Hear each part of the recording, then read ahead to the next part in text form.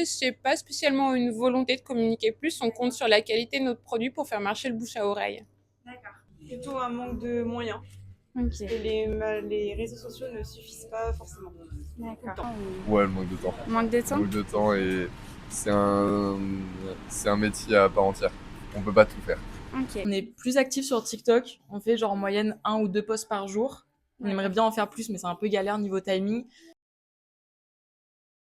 Le savoir-faire, je pense que le savoir-faire, c'est très important de le garder. Des métiers, il y a des passionnés, surtout dans le chocolat.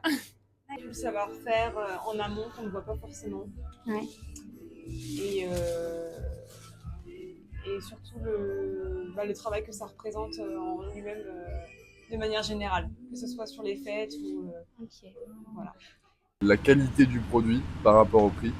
Bah, nous, ce qu'on aimerait bien mettre plus en avant, c'est vraiment le côté artisanal. Parce que vu qu'on fait tout à la main, il y a des délais de fabrication, enfin, il y a ce genre de choses.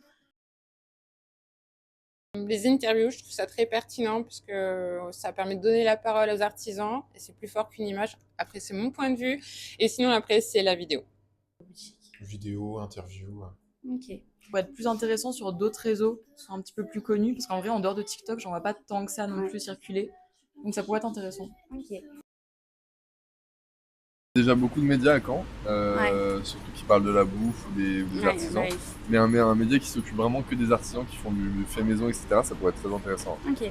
Je trouve que c'est intéressant effectivement d'en parler plus souvent parce que c'est pas forcément assez mis en avant les métiers d'artisan fleuristes.